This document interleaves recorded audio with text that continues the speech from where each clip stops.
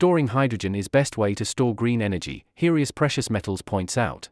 This audio is brought to you by Aztec Industries, a global leader in manufacturing equipment for infrastructure, including asphalt production, construction, and material processing, driving innovation and sustainability.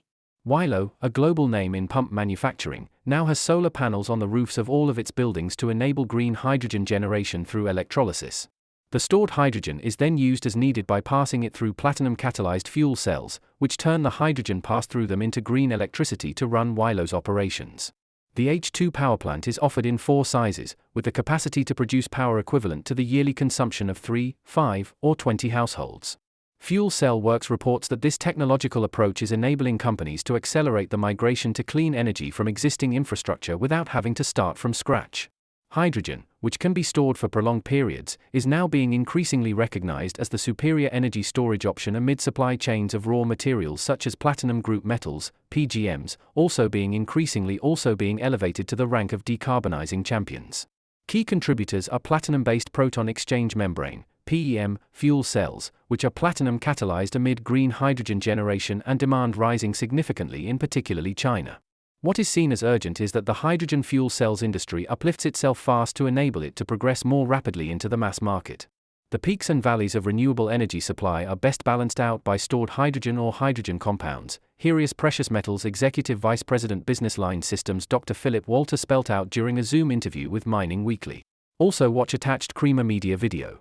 I believe every time it comes to dealing with hydrogen, platinum group metals have an advantage, Walter added. Heraeus Virtual Hydrogen Talks involved inputs from Ulm and TU Wine University Professor Dr. Christian Mordiek, Freudenberg ePower Systems Clean Energy Consulting's Dr. Manfred Stiefener and UFI Hydrogen's Marco Lazzaroni amid an important spotlight being shone on the extent to which platinum-catalysed fuel cells will drive future hydrogen demand. The Germany-based precious metal and technology company Heraeus has had a long-standing association with South Africa, where its local entities include a marketing and sales office in Boksburg and a platinum group metals chemical compounds production and refinery site in Gqeberha. Mining Weekly can report that the group's sales of PGM-based electric catalysts for hydrogen generation, which peaked in 2023, are back up again in 2025 owing to increased demand. A hydrogen price of €5 per kilogram to €6 per kilogram was regarded as a tipping point by the panel, which sees no way around hydrogen owing to its versatile usage and water being the feedstock raw material for making hydrogen, which can be stored for a day, a week, a month, a year, or more. The amount of water needed for green hydrogen production is similar to that required for grey hydrogen, averaging about 10 to 19 litres per kilogram. It's important to understand that the market for green hydrogen is already there because the world is consuming 100 million tons of hydrogen a year that are polluting like hell, the French company Life has emphasized. Life founder and CEO Mathieu Guesson is adamant that there's nothing that's easier to do when decarbonizing a customer, a plant, an industrial player, than switching from grey hydrogen to green hydrogen, so that's what this publicly listed company is doing. Mining Weekly, why is hydrogen seen as the superior energy storage option?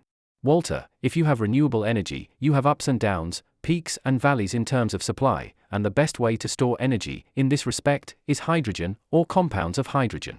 You need chemical energy storage for these kinds of intermittent energy sources.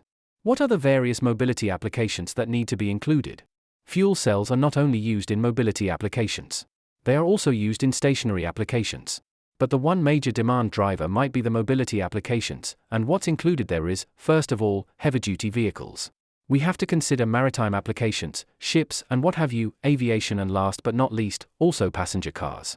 But this is not so straightforward right now, owing to a strong incumbent, which are basically the battery electric vehicles.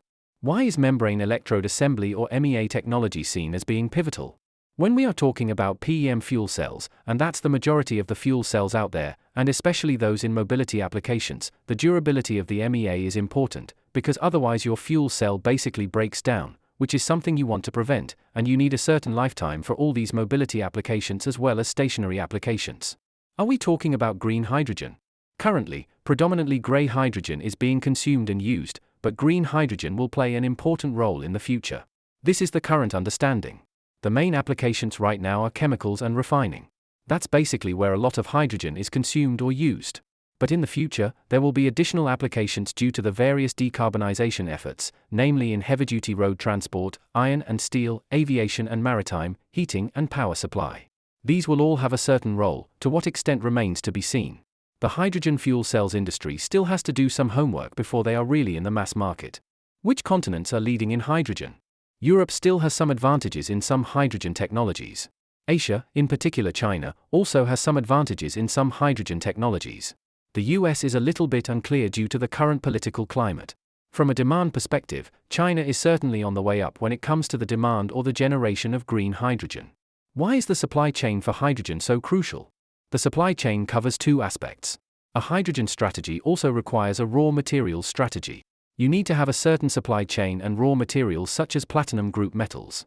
The supply chain of raw materials like platinum group metals is crucial for the hydrogen economy, and for the actual hydrogen molecule, infrastructure is important, especially when considering mobility applications. What homework must be done to bring down the cost of hydrogen, and is there sufficient openness about hydrogen fuel cell technology? On the one hand, the cost of hydrogen has to come down to a level of maybe €5 per kilogram to €6 per kilogram. This is probably what was considered in this panel last week as a tipping point. Hydrogen infrastructure and hydrogen supply needs to be established. You need a certain hydrogen generation and also the offtake, and then the technologies need to be proven to be reliable, and the reputation needs to be corrected, because some of the timelines for the huge hydrogen projects have been postponed and projects must be made happen. On top of that is the need for hydrogen education, and regarding technologies, what I've noted in Europe is that there are so many restrictions and there's always some steering towards certain technologies. Let's stay technology open and let's use all the technologies to establish a hydrogen industry and to make decarbonisation happen.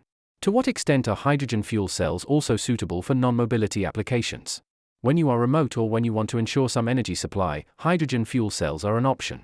For example, when you have a data center where you have a huge energy demand and where frequent breakdown of energy has to be avoided, fuel cells are coming into play increasingly for backup power supply. What makes you certain that hydrogen will find its way well as a fuel for mobility? Assuming decarbonization has to happen, I think there's no way around hydrogen due to its versatile usage and the abundance of water, which is the feedstock, the raw material for making hydrogen. In combination with renewable energy, I think green hydrogen is something will come. It will perhaps take more time than originally anticipated, but I think there is no way around it. Otherwise, decarbonization will not work. We have to decarbonize also their hard-to-abate sectors. Investment in demand needed. Many projects are underway involving the installation of electrolysis capacity for green hydrogen and also blue hydrogen. But what's also needed is the demand for hydrogen. We have to invest more also to bring up the demand for hydrogen, in particular, green hydrogen. Fuel cells will be one driver in mobility as well as stationary applications, Walter emphasized.